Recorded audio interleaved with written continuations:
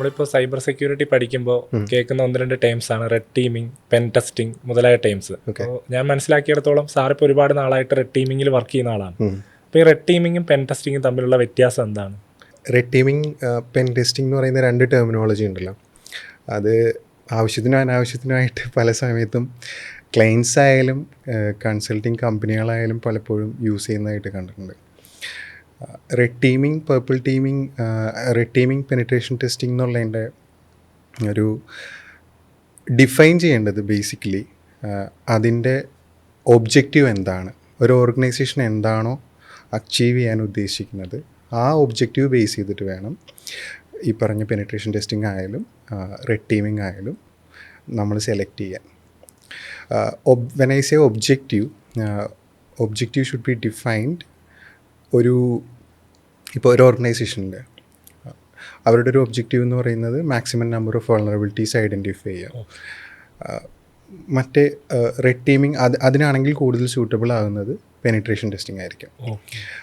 Red teaming ആണ് അതിൻ്റെ objective typically വരുന്നത് ഒരു ഡിറ്റക്ഷൻ കേപ്പബിലിറ്റി മെഷർ ചെയ്യുക എന്നുള്ളതാണ്.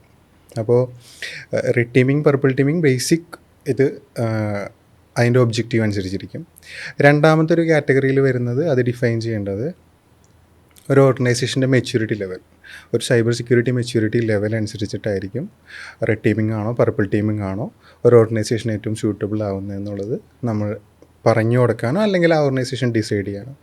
മെച്യൂരിറ്റി എന്നതുകൊണ്ട് ഉദ്ദേശിക്കുന്നത് ഒരു ഓർഗനൈസേഷൻ്റെ ഇപ്പോൾ ഒരു ടെക്നോളജി സൈഡിൽ അവർക്ക് different type of products already implement ചെയ്തിട്ടുണ്ടാവാം, അല്ലെങ്കിൽ പ്രോസസ്സ്, പീപ്പിൾ, ഇങ്ങനെ കുറേ ടെർമിനോളജീസ് ഉണ്ടല്ലോ. ഇതെല്ലാം എത്രത്തോളം ഡിഫൈൻഡ് ആണോ എത്രത്തോളം മെച്യൂർ ആണോ അതനുസരിച്ചിട്ട് വേണം പർപ്പിൾ ടീമിംഗ്, പെനിട്രേഷൻ ടെസ്റ്റിംഗ് ആയാലും റെഡ് ടീമിംഗ് ആയാലും ഡിഫൈൻ ചെയ്തിട്ട് എക്സിക്യൂട്ട് ചെയ്യാനായിട്ടുള്ളത്. ശരിക്കും ഇത് രണ്ടും സിനോണിംസ് പോലെയാണോ അതോ? എന്നെ സംബന്ധിച്ച് ഇപ്പോൾ ഞാൻ പറയുകയാണെന്നുണ്ടെങ്കിൽ ഒരു ഓർഗനൈസേഷൻ സ്റ്റാർട്ട് ചെയ്യുന്ന സമയത്ത് ആ ഓർഗനൈസേഷൻ്റെ ഒരു ഫസ്റ്റ് പ്രിഫറൻസ് ഷുഡ് ബി അവരൊരു വൾണറബിലിറ്റി സ്കാനിങ്ങോ വൾണറബിലിറ്റി അസസ്മെൻറ്റോ വെച്ച് സ്റ്റാർട്ട് ചെയ്യാം. അപ്പോൾ അവർക്കൊരു ഓട്ടോമേറ്റഡ് ആയിട്ടുള്ള ഒരു ചിലപ്പോൾ അവർക്ക് റിസോഴ്സ് ഉണ്ടാവില്ല, ചിലപ്പോൾ അവർക്ക് ആ ടെക്നോളജി യൂസ് ചെയ്യുന്നതിൽ എന്തൊക്കെയാണ് എക്സിസ്റ്റിംഗ് ആയിട്ടുള്ള വൾണറബിലിറ്റീസിനെ ഐഡൻറ്റിഫൈ ചെയ്യണം. ആ സമയത്ത് ഒരു വൾണറബിലിറ്റി അസസ്മെൻറ്റ് വെച്ചിട്ട് സ്റ്റാർട്ട് ചെയ്യാം. കുറച്ചും കൂടി മെച്യൂർ ആവുന്ന സമയത്ത് ആ പ്രോസസ്സും അതിൻ്റെ റെമഡിയേഷനൊക്കെ കുറച്ചും കൂടി മെച്യൂർ ആവുന്ന സമയത്ത് നമുക്കൊരു മാനുവൽ എഫേർട്ട് പോകണമെന്നുണ്ടെങ്കിൽ എപ്പോഴും പെനിട്രേഷൻ ടെസ്റ്റിംഗ് എന്ന് പറയുന്നത് പലപ്പോഴും പല കമ്പനികളാണെങ്കിലും ഓർഗനൈസേഷനാണെങ്കിലും അവർ ഒരു വൾണറബിലിറ്റി അസസ്മെൻറ്റ് ചെയ്യുന്നു, അല്ലെങ്കിൽ ഒരു വൾണറബിലിറ്റി സ്കാൻ ചെയ്യുന്നു, നെസസ് വെച്ചിട്ടോ ഓപ്പൺ വേഴ്സ് വെച്ചിട്ടോ ചെയ്യുന്നു. അതിൻ്റെ result directly penetration testing result എന്ന് പറയുന്ന പോലെ കൊടുക്കാറുണ്ട്. ശരിക്കും മാനുവൽ ആണോ ഓട്ടോമേറ്റഡ് ആണോ? മാനുവലിനാണ് എപ്പോഴും പ്രിഫറൻസ് കൊടുക്കേണ്ടത്. സത്യത്തിൽ എന്നെ സംബന്ധിച്ച് ഏറ്റവും നല്ല റിസൾട്ടുകളും കിട്ടുന്നത് മാനുവൽ പെനിട്രേഷൻ ടെസ്റ്റിംഗ് തന്നെ. അതിപ്പോൾ ആപ്ലിക്കേഷൻ സെക്യൂരിറ്റി ആയാലും, ഇപ്പോൾ ആപ്ലിക്കേഷൻ സെക്യൂരിറ്റി എടുത്തു കഴിഞ്ഞാൽ ഏറ്റവും നല്ല വൾണറബിലിറ്റീസ് കിട്ടുന്നത് മിക്കവാറും നിങ്ങളിപ്പോൾ ഹാക്കറോണിൽ അല്ലെങ്കിൽ ബക്ക്റോട്ടിലൊക്കെ പോയി നോക്കിക്കഴിഞ്ഞാൽ കിട്ടുന്നത് മാനുവൽ ടെസ്റ്റിംഗ് ചെയ്ത് കിട്ടുന്ന ലോജിക്കൽ ഫ്ലോസോ അല്ലെങ്കിൽ ഒരു സ്കാനറിന് കിട്ടാത്ത ടിപ്പിക്കലായിട്ടുള്ള ഒരു ടൈപ്പ് ഓഫ് വൾണറബിലിറ്റീസ് ഉണ്ടല്ലോ, ആ വൾണറബിലിറ്റീസ് ആയിരിക്കും ഏറ്റവും നല്ല വൾണറബിലിറ്റീസ് എനിക്ക് ഇൻട്രസ്റ്റിംഗ് ആയിട്ടുള്ളത്. അപ്പോൾ അങ്ങനെ മെച്യൂരിറ്റി ലെവൽ ഒരു vulnerability assessment and remediation comfortable ആകുമ്പോൾ ഒരു മാനുവൽ എഫേർട്ട് കുറച്ചും കൂടി വേണം. ആ സമയത്ത് ടെക്നോളജി കുറച്ചും കൂടി ഫോക്കസ് ചെയ്ത് വൾണറബിലിറ്റീസ് ഐഡൻറ്റിഫൈ ചെയ്യണമെന്നുണ്ടെങ്കിൽ ഞാൻ പറയുന്നത് പെനിട്രേഷൻ ടെസ്റ്റിങ്ങിലേക്ക് പോകാം. ആ ടെക്നോളജി സൈഡിൽ ഈ പെനിട്രേഷൻ ടെസ്റ്റിംഗ് റെഗുലർ ആയിട്ടുള്ള ഒരു പെനിട്രേഷൻ സ്ട്രക്ചേർഡ് ആയിട്ടുള്ളൊരു പെനിട്രേഷൻ ടെസ്റ്റിംഗ് പ്രോഗ്രാം ഉണ്ട്. ഒരു 3 months every quarterly penetration testing ചെയ്യുന്നു. അവരുടെ വൾണറബിലിറ്റി മാനേജ്മെൻറ്റ് പ്രോസസ്സ് നല്ലതാണ്. അങ്ങനെ ഒരു ക്രൈറ്റീരിയ തന്നെ ഉണ്ടല്ലേ? ആ മെച്യൂരിറ്റി ലെവൽ നമുക്ക് ഐഡൻറ്റിഫൈ ചെയ്യാം. മെച്യൂരിറ്റി ലെവൽ ഐഡൻറ്റിഫൈ ചെയ്തതിന് ശേഷം ഇപ്പോൾ ഒരു പെനിട്രേഷൻ ടെസ്റ്റിംഗ് പോകുന്നു, every quarterly vulnerability management process പോകുന്നു, അവർക്ക് കുറച്ചും കൂടി മെച്യൂർഡ് ആയിട്ടുള്ള ഒരു സോക്ക് എൻവയോൺമെൻറ്റ് ഉണ്ട് എന്നുണ്ടെങ്കിൽ ഈ പറയുന്ന ഡിറ്റക്ഷൻ കേപ്പബിലിറ്റീസ് എങ്ങനെയാണെന്ന് മെഷർ ചെയ്യാനായിട്ട് റെഡ് ടീമിംഗ് എന്നുള്ളത് പോകാം. ഇപ്പോൾ പല കേസിലും നമ്മൾ കാണുമ്പോൾ ഞാൻ നേരത്തെ പറഞ്ഞു ലാക്ക് ഓഫ് അണ്ടർസ്റ്റാൻഡിങ് കൊണ്ടോ എന്തുകൊണ്ടോ പലപ്പോഴും ഇപ്പോൾ ഒരു CV എടുത്താൽ ആ CV-യിൽ ചിലപ്പോൾ I M expert in red teaming എന്ന് പറഞ്ഞിട്ട് എഴുതി വയ്ക്കും. ഇപ്പോൾ ഞാൻ ഫ്രീക്വൻ്റ് ആയിട്ട് ഇൻ്റർവ്യൂ എടുക്കുന്ന ആളാണ് എൻ്റെ ഓർഗനൈസേഷനിൽ. അപ്പോൾ എക്സ്പീരിയൻസ്ഡ് ഇൻ പെനിട്രേഷൻ ടെസ്റ്റിംഗ് എന്ന് എഴുതി വെച്ച് കഴിഞ്ഞാൽ ഒരു സ്റ്റുഡൻറ്റ് എഴുതി വെച്ച് കഴിഞ്ഞാൽ ഓട്ടോമാറ്റിക്കലി ഒരു എക്സ്പെക്റ്റേഷൻ കൂടുതലാണ്. പക്ഷെ നമ്മളതിൻ്റെ ഒരു okay tell me about what is red teeming and what's the methodology you follow എന്ന് ചോദിച്ചു കഴിഞ്ഞാൽ അവർ ഫസ്റ്റ് പോകുന്ന പാത്ത് എന്താണെന്നായിരിക്കും, ഓക്കെ ഞാൻ മാപ്പ് യൂസ് ചെയ്യുന്നു, നെസസിൽ ഓട്ടോമേറ്റഡ് സ്കാൻ ചെയ്യുന്നു, ആ ഒരു പ്രോസസ്സിലേക്ക് പലപ്പോഴും പോകാറുണ്ട്. അല്ല അത് ഒരു സ്റ്റുഡൻറ്റ് സ്റ്റാർട്ട് ചെയ്യുന്ന സമയത്തോ അല്ലെങ്കിൽ ഒരു ബിഗിനർ ആയിട്ടുള്ള ലെവലിൽ, അത് കഴിഞ്ഞ് കുറച്ചും കൂടി മെച്യൂർ ആയിട്ടുള്ള കാൻഡിഡേറ്റ്സ് ആണ് വരുന്നതെന്നുണ്ടെങ്കിൽ അവർ പറയുന്നൊരു കാര്യം, അവർക്ക് ഈ പറഞ്ഞ എന്താ ഹാക്ക് ദ ബോക്സ് അല്ലെങ്കിൽ ട്രൈ ഹാക്ക് മീ ഇങ്ങനെയുള്ള എൻവയോൺമെൻറ്റുകളിൽ അവർ കുറച്ച് ആക്റ്റീവ് ഡയറക്ടറി എൻവയോൺമെൻറ്റ് ചെയ്തിട്ടുണ്ടാവും. ആക്റ്റീവ് ഡയറക്ടറി എൻവയോൺമെൻ്റ് ഒക്കെ റെഡ് ടീമിൻ്റെ പാർട്ടായിട്ട് ടിപ്പിക്കലി വരാറുണ്ട്. പക്ഷേ ഈ പറയുന്ന പോലെ അവിടെ ഡിറ്റക്ഷൻ കേപ്പബിലിറ്റി അല്ല മെഷർ ചെയ്യുന്നത്. ആക്റ്റീവ് ഡയറക്ടറി എൻവയോൺമെൻറ്റ് എത്രത്തോളം സെക്യൂർ ആണ്, ഹാർഡൻഡ് ആണെന്നുള്ളതൊക്കെയാണ് കൂടുതൽ ആ ടൈപ്പ് ഓഫ് CTFകളിൽ നോക്കുന്നത്. ടിപ്പിക്കലി റെഡ് ടീമിങ്ങിൻ്റെ ഒരു ഇതെന്ന് പറഞ്ഞാൽ അതിൽ നമുക്ക് ടെക്നോളജി ആസ്പെക്റ്റ് ഭയങ്കരമാണ്. അതിൽ പീപ്പിൾ എന്ന് പറയുന്നത് വരും. പീപ്പിൾ ഇപ്പം നിങ്ങൾ എടുത്തു കഴിഞ്ഞാൽ സോഷ്യൽ എഞ്ചിനീയറിങ് അല്ലെങ്കിൽ ഫിഷിംഗ്, വിഷിംഗ് ഇങ്ങനെയുള്ള കാറ്റഗറീസ്. അതെ ഹ്യൂമൻ ആണ് ഏറ്റവും വൾണറബിൾ ആയിട്ടുള്ളൊരു എലമെൻറ്റ്. ഇപ്പോൾ ഏത് APT നോക്കി കഴിഞ്ഞാലും അല്ലെങ്കിൽ ഏത് റിയൽ വേൾഡ് അറ്റാക്ക് സിനാരിയോസ് നോക്കിക്കഴിഞ്ഞാലും ഹ്യൂമൻ എലമെൻറ്റ് ഭയങ്കര ഒരു ഫാക്ടറാണ്. അപ്പോൾ ടെക്നോളജി ഒരു ഇതാണ്, പിന്നെ പീപ്പിൾ എന്നുള്ളതൊരു ഇതാണ്. പ്രോസസ്സ് ഓൾസോ ഒരു ഇമ്പോർട്ടൻ്റ് ആയിട്ടുള്ളതാണ്. ഇപ്പോൾ നമ്മളൊരു ഫിസിക്കൽ സെക്യൂരിറ്റി ആംഗിൾ നോക്കുകയാണെന്നുണ്ടെങ്കിൽ അവിടെ ചിലപ്പോൾ പ്രോസസ്സ് ഫോളോ ചെയ്യുന്നത് ആര് വന്ന് എനിക്കൊരു വിസിറ്റ് ചെയ്യണം. ഇപ്പോൾ ഞാൻ ഇവിടെ വന്നു, ധനൂപിൻ്റെ അടുത്ത് എനിക്കൊന്ന് ജസ്റ്റ് മീറ്റ് ചെയ്യണമെന്ന് പറയുകയാണ്, എന്നെ കയറ്റിവിടും ഈ ഓർഗനൈസേഷനിലേക്ക് ചിലപ്പോൾ. അപ്പോൾ ടിപ്പിക്കലി പ്രോസസ്, ടെക്നോളജി, പീപ്പിൾ, മാൻ എന്ന് പറയുന്ന ടെർമിനോളജീസ് അല്ലെങ്കിൽ ആ ഐഡിയാസ് വെൽ ഡിഫൈൻഡ് ആണെങ്കിൽ അവിടെ റെഡ് ടീമിങ് ഇംപ്ലിമെൻറ്റ് ചെയ്യാം. വേറൊരു ആംഗിൾ എന്ന് പറഞ്ഞാൽ നമ്മളുടെ ഒരു റെഡ് ടീമിങ് പ്രോപ്പറായിട്ട് ചെയ്യുമ്പോൾ ഒരു വൾണറബിലിറ്റി ഐഡൻറ്റിഫിക്കേഷൻ എന്നുള്ളതിൽ മാത്രമല്ല പോകുന്നത്. ഇപ്പോൾ പെനിട്രേഷൻ ടെസ്റ്റിംഗ് ആണെങ്കിൽ മാക്സിമം നമ്പർ ഓഫ് വൾണറബിലിറ്റീസ് ആയിരിക്കും ഐഡൻറ്റിഫൈ ചെയ്യുന്നത്. അത് നമ്മളെല്ലാം ഇപ്പോൾ അതിൻ്റെ സിവിയാരിറ്റി അനുസരിച്ചിട്ട് എക്സ്പ്ലോയിറ്റ് ചെയ്യാൻ പറ്റുന്നതാണോ എന്ന് ഐഡൻറ്റിഫൈ ചെയ്തതിന് ശേഷം അത് നമുക്ക് വേണമെങ്കിൽ ഫുൾ ഫ്ലെഡ്ജ് ആയിട്ട് എല്ലാ വൾണറബിലിറ്റീസും ലിസ്റ്റ് ചെയ്ത് ഒരു റിപ്പോർട്ട് കൊടുക്കാം. പക്ഷേ റെഡ് ടീമിംഗ് എന്ന് പറയുന്ന ഇതിൽ വരുമ്പോൾ, കമ്പോണൻറ്റിലേക്ക് വരുമ്പോൾ നമുക്കവിടെ എല്ലാ വൾണറബിലിറ്റീസും എക്സ്പ്ലോയിറ്റ് ചെയ്യേണ്ട. ഒരു വൾണറബിലിറ്റി ഐഡൻറ്റിഫൈ ചെയ്യുക, അല്ലെങ്കിൽ ഏറ്റവും സൊഫിസ്റ്റിക്കേറ്റഡ് ആയിട്ടുള്ള ഒരു വൾണറബിലിറ്റി എക്സ്പ്ലോയിറ്റ് ചെയ്യുക. അത് ത്രൂ അറ്റാക്ക് കിൽ ചെയിനിൽ ഇപ്പോൾ എല്ലാ ഏതൊക്കെയാണോ മോസ്റ്റ് സ്യൂട്ടബിൾ ആയിട്ടുള്ള എവൈഡ് ചെയ്ത് നെറ്റ്വർക്ക് പ്രോഡക്ട്സ് എവൈഡ് ചെയ്ത് പോകാൻ പറ്റുന്ന, ഇപ്പോൾ ക്രൗഡ് സ്ട്രൈക്ക് അയക്കാം, അല്ലെങ്കിൽ ഞാനിപ്പോൾ ഒരു വെണ്ടർ പറഞ്ഞു എന്നുള്ളൂ, പക്ഷേ ഡിഫറെൻറ്റ് വെൻഡേഴ്സ് ഉണ്ടാവും. അപ്പോൾ എത്രത്തോളം ഇവൈഡ് ചെയ്ത് പോകാൻ പറ്റുന്ന ടാക്ടിക്സ് ആണോ നമ്മൾ യൂസ് ചെയ്യുന്നത്. പണ്ട് തൊട്ടേ കുറെ കൺസെപ്റ്റുകളൊക്കെ പഠിക്കുന്നുണ്ടല്ലോ. ഇപ്പോൾ ഫ്രാഗ്മെന്റേഷൻ, ഒബ്ഫസ്കേറ്റിംഗ്, ഇതൊക്കെ ഇപ്പോഴും ശരിക്കും പ്രാക്ടിക്കലി നടക്കുന്നതാണോ? അത് പല ടൈപ്പ് ഓഫ് ലെവലിൽ നമുക്ക് അപ്ലൈ ചെയ്യാവുന്നതാണ്. അതിപ്പോൾ നമ്മളെങ്ങനെ അപ്ലൈ ചെയ്യുന്നു എന്നുള്ളതനുസരിച്ചിരിക്കും. ഇപ്പോൾ ഒരു ഫയർവാളാണ് നമ്മളതിൻ്റെ ഫ്രണ്ട് എൻഡിൽ പെരിമീറ്ററിൽ നിൽക്കുന്നതെങ്കിൽ ചിലപ്പോൾ ഈ ഫ്രാഗ്മെൻറ്റേഷൻ ചില സ്ഥലങ്ങളിൽ ആപ്ലിക്കബിൾ ആവാം. അതേപോലെ പല ഒഫിസിക്കേറ്റ് ചെയ്യുക അല്ലെങ്കിൽ എവൈഡ് ചെയ്യുക, അങ്ങനെ പല കാര്യങ്ങളും ഉണ്ടാവും. എൻവയോൺമെൻറ്റ് അനുസരിച്ചിരിക്കും. അത് എത്രത്തോളം മെച്യൂർ ആണെന്നനുസരിച്ചിരിക്കും. ഇപ്പോൾ ചില ഓർഗനൈസേഷൻ ഒരു സോക്ക് മാത്രം ഉണ്ടാവാം, പക്ഷേ അവിടെ അലേർട്ട് വരണമെന്നില്ല. അപ്പോൾ അലേർട്ടില്ലാത്തൊരു സോക്ക് നമ്മൾ നോർമൽ പെൻ ടെസ്റ്റിംഗ് തന്നെ ആയിരിക്കാം ആപ്ലിക്കബിൾ. അപ്പം നമുക്ക് പറയാൻ പറ്റുന്നൊരു, ഇപ്പം ഞാനൊരു കൺസൾട്ടിങ് ഫീൽഡിലാണ് വർക്ക് ചെയ്യുന്നത്. കൺസൾട്ടിങ് ഫീൽഡിൽ വർക്ക് ചെയ്യുന്ന സമയത്ത് എനിക്ക് ഈ ഓർഗനൈസേഷൻ്റെ ഒരു മെച്യൂരിറ്റി മനസ്സിലാക്കിയിട്ട് എനിക്ക് വേണമെങ്കിൽ സജസ്റ്റ് ചെയ്യാം. അങ്ങനെ ഒഫൻസീവ് സെക്യൂരിറ്റി ഇമ്പ്രൂവ് ചെയ്യാൻ പറ്റുള്ളൂ സത്യത്തിൽ. അത് ഈ പറഞ്ഞത് മെച്യൂരിറ്റി ആണ് അല്ലെങ്കിൽ ഒബ്ജക്റ്റീവ് ആണ് ഇതിൻ്റെ ഒരു പ്രൈമറി ആസ്പെക്ട്സ്. റെഡ് ടീമിംഗ് വേണോ പെനിട്രേഷൻ ടെസ്റ്റിംഗ് വേണോ എന്നുള്ളതിൻ്റെ ഒരു ഐഡൻറ്റിഫിക്കേഷന് വേണ്ടിയിട്ടുള്ളത്. നമ്മൾ സൈബർ സെക്യൂരിറ്റി പഠിക്കുമ്പോൾ അല്ലെങ്കിൽ എത്തിക്കൽ ഹാക്കിംഗ് ഒക്കെ പഠിക്കുമ്പോൾ കേൾക്കുന്ന കുറേ സ്റ്റേജസ് ആണ്. Information gathering, scanning, gaining access, maintaining access, അങ്ങനെ 5 സ്റ്റേജസ് വളരെ ഇമ്പോർട്ടൻ്റ് ആണെന്ന് പറഞ്ഞിട്ടാണ് നമ്മൾ എപ്പോഴും പഠിക്കാറ്. ശരിക്കും നമ്മൾ കമ്പനികളിലൊക്കെ ജോലിക്ക് കയറി കഴിയുമ്പോൾ ഈ ഒരു 5 ഫേസസ് അല്ലെങ്കിൽ ഈ ഒരു 5 സ്റ്റേജസിലൂടെ തന്നെയാണോ കടന്നു പോകുന്നത്? അത് 5 സ്റ്റേജ് ആവണമെന്നില്ല.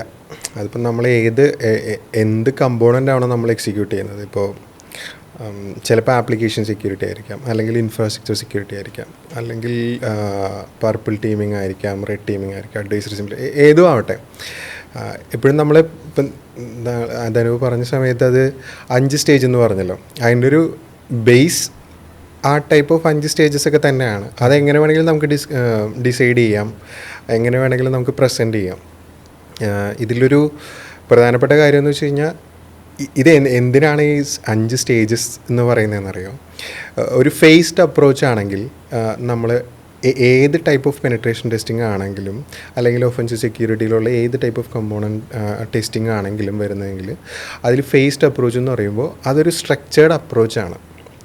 ഓക്കെ, ഇൻഫർമേഷൻ ഗ്യാതറിങ് ഫസ്റ്റ്, അല്ലെങ്കിൽ അതിനു മുമ്പ് ചില കമ്പനീസ് പറയും ഡിസ്കവറി ഫേസ് എന്ന് പറയും. ലൈവായിട്ടുള്ള IPs ഐഡൻറ്റിഫൈ ചെയ്യുക, അതിനുശേഷം ക്ലയൻറ്റിൻ്റെ അടുത്ത് കൺഫേം ചെയ്യുക. Okay, these are the number of IPs we identified, these are the ports we identified, something like that. ഇത് കഴിഞ്ഞതിന് ശേഷം നമുക്കൊരു പ്രൊഫൈലിംഗ് ഫേസ് എന്ന് പറഞ്ഞൊരു ഇതിലേക്ക് പോകാം. പ്രൊഫൈലിംഗ് ഫേസ് എന്ന് പറഞ്ഞാൽ ഇപ്പോൾ ഞാനൊരു ഇൻഫ്രാസ്ട്രക്ചർ പെൻ ടെസ്റ്റിങ്ങിൻ്റെ ആസ്പെക്റ്റിലാണ് പറയുന്നത്. പ്രൊഫൈലിംഗ് ഫേസിലേക്ക് വരുമ്പോൾ ബേസിക്കലി നമ്മളത് ഓരോ IPസിനും ഏതൊക്കെ ടൈപ്പ് ഓഫ് പോർട്സ് ഓപ്പൺ ആണ്, ഏതൊക്കെ ടൈപ്പ് ഓഫ് സർവീസസ് ഓപ്പൺ ആണ്, അതിൻ്റെ വേർഷൻ ഡീറ്റെയിൽസ് എന്താണ്, അതിൻ്റെ DNS ഡീറ്റെയിൽസ് എന്താണ്, SMTP, അത് അങ്ങനെ ഒത്തിരി പ്രൊഫൈലിംഗ് ഫേസിൽ നമ്മൾ ഇതൊക്കെ ഐഡൻറ്റിഫൈ ചെയ്യുക. ഓക്കെ, ഇതെല്ലാമാണ് പ്രൊഫൈൽ ചെയ്തിരിക്കുന്നത്.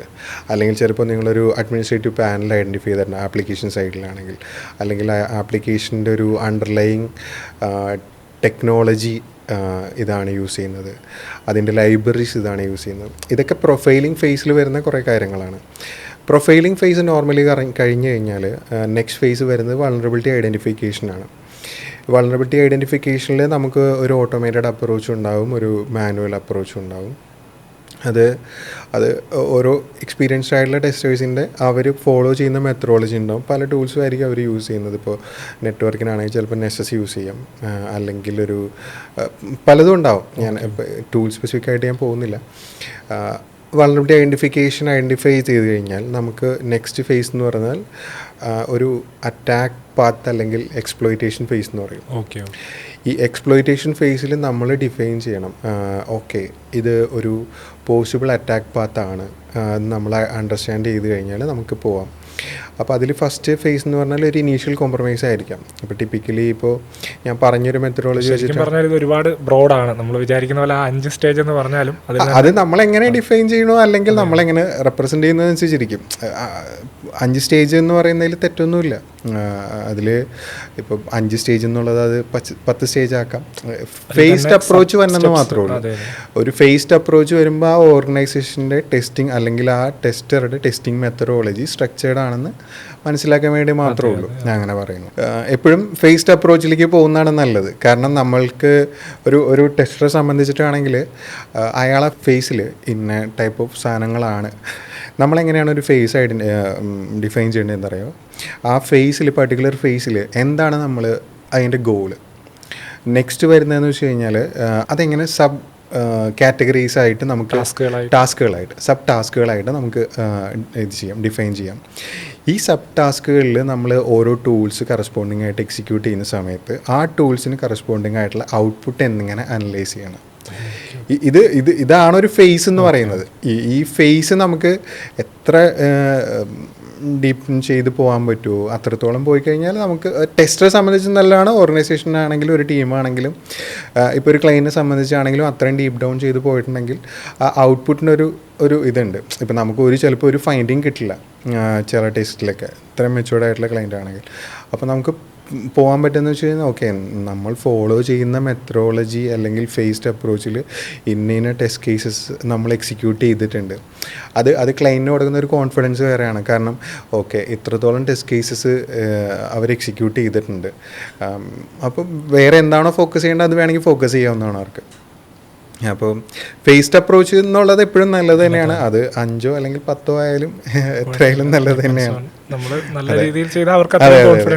ചില ആൾക്കാർ ഇപ്പോൾ ഡയറക്റ്റ്ലി വൾണറബിലിറ്റി സ്കാൻ ചെയ്ത് എന്തെങ്കിലുമൊക്കെ അതിൻ്റെ ഒരു അപ്രോച്ച് കറക്റ്റ് അല്ലെങ്കിൽ നമ്മളൊരു സ്ട്രക്ചേർഡ് ആയിട്ടുള്ള അപ്രോച്ചിൽ പോയില്ലെങ്കിൽ നമുക്ക് ആ പ്രോപ്പർ റിസൾട്ട് കിട്ടില്ല. അപ്പോൾ നമ്മൾ ഓരോ ഫേസിൽ നമ്മളുടെ ആ ഫേസിൻ്റെ ഗോൾ എന്താണ് അത് സബ് ടാസ്ക് ആയിട്ട് ഡിഫൈൻ ചെയ്യുക. ആ സബ് ടാസ്കിന് ഏതൊക്കെ ടൂൾസ് യൂസ് ചെയ്യാം, ആ ടൂൾസിന് എന്തൊക്കെ കറസ്പോണ്ടിങ് ഔട്ട്പുട്ട് നമ്മൾ അനലൈസ് ചെയ്യണം. ഓക്കെ, അങ്ങനെ പോകുന്ന ഒരു ഫേസ് ഫോളോ ചെയ്താൽ മതി. അതുപോലെ നമ്മൾ സൈബർ സെക്യൂരിറ്റി പഠിക്കുന്ന സ്റ്റുഡൻസ് അവർക്ക് എപ്പോഴും ഉള്ളൊരു കൺസെപ്ഷനാണ് പ്രോഗ്രാമിംഗ് അറിയണം അല്ലെങ്കിൽ സ്ക്രിപ്റ്റിംഗ് കൂടുതലായിട്ട് അറിഞ്ഞിരിക്കണം എന്നുള്ളൊരു കൺസെപ്റ്റ്. അപ്പോൾ ഇത് ഇൻഡസ്ട്രിയിലേക്ക് വരുമ്പോൾ അവർ പെൻ ടെസ്റ്റിങ്ങിലോ അല്ലെങ്കിൽ റെഡ് ടീമിങ്ങിലോ വർക്ക് ചെയ്യാൻ വേണ്ടി കയറുമ്പോൾ അവിടെ ഇതിന് എത്രത്തോളം പ്രസക്തിയുണ്ട്? പ്രോഗ്രാമിംഗ് അല്ലെങ്കിൽ സ്ക്രിപ്റ്റിംഗ് അവിടെ എത്രത്തോളം ആവശ്യമായിട്ട് വരാറുണ്ട്? ഇപ്പോൾ സൈബർ സെക്യൂരിറ്റി എന്ന് പറയുന്ന ഡൊമൈനിൽ ഇപ്പോൾ ഒഫൻസീവ് സെക്യൂരിറ്റിയിൽ ഒബ്വിയസ്ലി സ്ക്രിപ്റ്റിംഗ് ഒരു ഇമ്പോർട്ടൻറ്റ് ഫാക്ടറാണെന്ന് ഞാൻ പറയും. എൻ്റെ പെർസ്പെക്റ്റീവാണ്. പലർക്കും പല പെർസ്പെക്റ്റീവ് ഉണ്ടാവാം.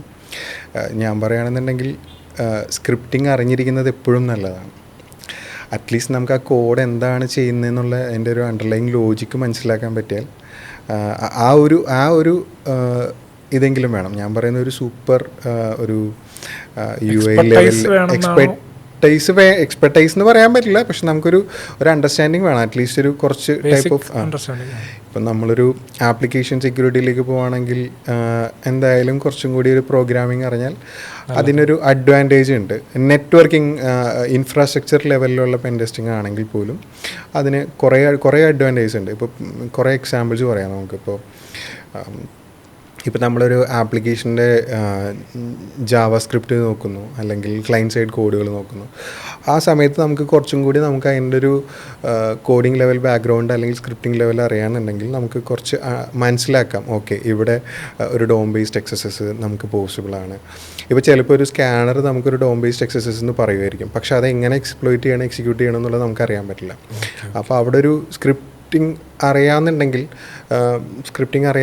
ചിലപ്പോൾ അത് കുറച്ചും കൂടി അഡ്വാൻറ്റേജ് ആണ്. സ്കാനറുകൾ വഴിയുള്ള റിസൾട്ടുകൾ പലപ്പോഴും ഫോൾസ് പോസിറ്റീവ് വരാറുണ്ടെന്ന് കേട്ടിട്ടുണ്ട്. അത് ശരിയാണോ? അത് എപ്പോഴും അത് കറക്റ്റ് ആവണമെന്നുണ്ടോ?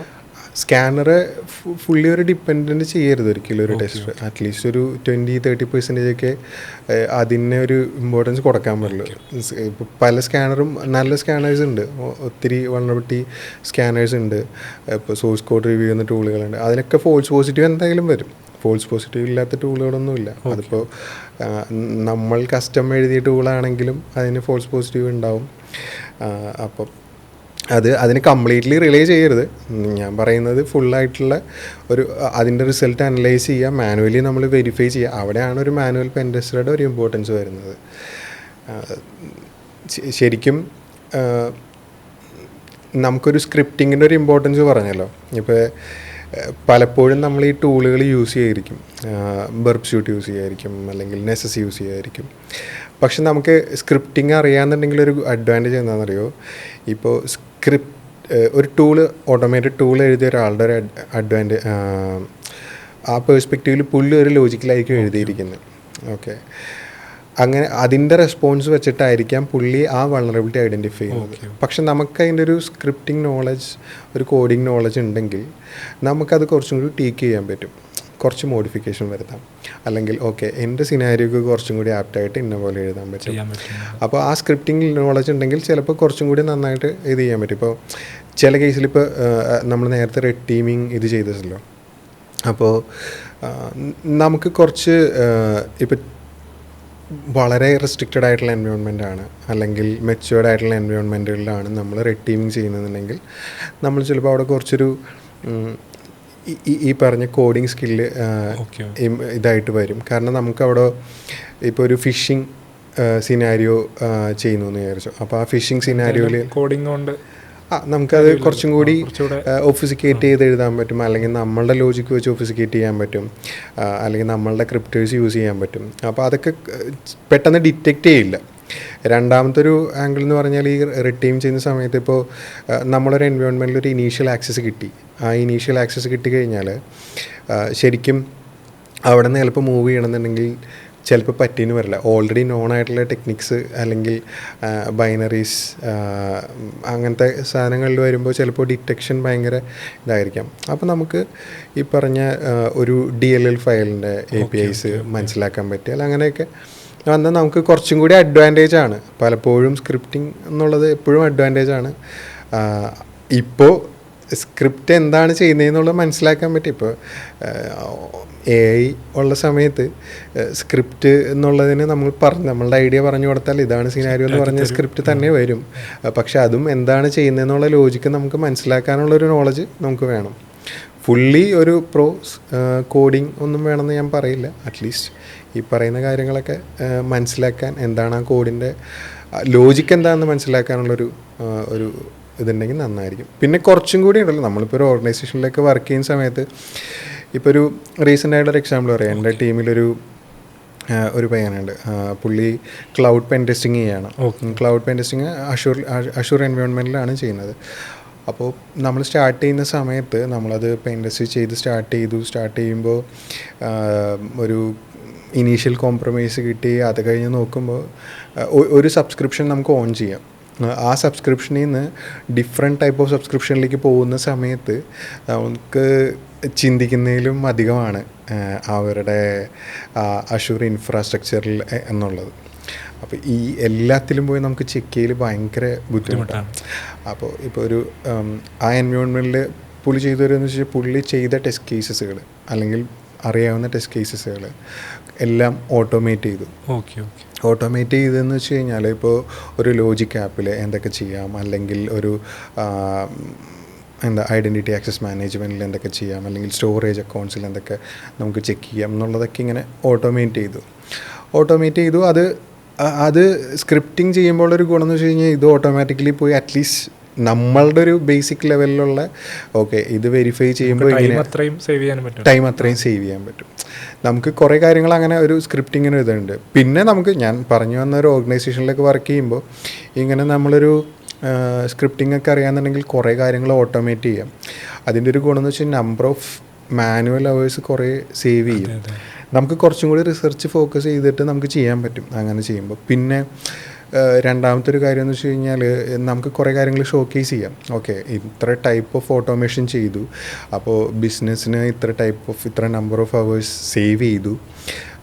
പിന്നുള്ളൊരു കാര്യം എന്ന് വെച്ച് കഴിഞ്ഞാൽ അതൊരു വിഷ്വലി ഇപ്പോൾ ഒരു ഡാഷ്ബോർഡൊക്കെ പോലെയാണെന്നുണ്ടെങ്കിൽ ഒരു ലീഡർഷിപ്പിൻ്റെ മുമ്പിലൊക്കെ നമുക്ക് കാണിക്കുമ്പോൾ കൊള്ളാം ഒരു സാധനം ചെയ്തിട്ട് അതെ അത് ചിലപ്പോൾ ക്ലയൻറ്റിൽ കുറച്ചും കൂടി ഒരു നല്ലൊരു പ്രോഡക്റ്റായിട്ടൊക്കെ വേണമെങ്കിൽ ക്ലയൻറ്റിന് ഭാവിയിലൊക്കെ കൊടുക്കാം. അപ്പോൾ ഇതൊക്കെ ഒരു പോസിബിലിറ്റീസാണ് ഇതിൻ്റെ സ്ക്രിപ്റ്റിങ്ങിൻ്റെ ഒക്കെ. സ്ക്രിപ്റ്റിംഗ് എന്തായാലും അറിയുന്നത് നല്ലതാണ് എപ്പോഴും. അത് കുറച്ച് അറ്റ്ലീസ്റ്റ് ഒരു 1, 2, 3 പ്രോഗ്രാമിംഗ് ലാംഗ്വേജ് അറിയുന്നത് നല്ലതാണ്. ഇപ്പോൾ പൈത്തൺ അല്ലെങ്കിൽ AD ഒക്കെ ഫോക്കസ് ചെയ്യുന്നവരാണെങ്കിൽ C# അല്ലെങ്കിൽ Go, REST. ഇപ്പോൾ പലപ്പോഴും ആൻറ്റിവൈറസ് ബൈപ്പാസ് ചെയ്യാനൊക്കെ പലരും കോഡ് എഴുതുന്നത് റെസ്റ്റിലാണ്. അപ്പോൾ അത് നമ്മളുടെ ഒരു ഏത് ഏരിയയിലാണോ പോകേണ്ടത് ആ ഏരിയ അനുസരിച്ചിട്ട് നമ്മൾ അതിൻ്റെ ഒരു പ്രോഗ്രാമിംഗ് ലാംഗ്വേജ് ചൂസ് ചെയ്യുന്നത് നല്ലത് തന്നെയാണ്.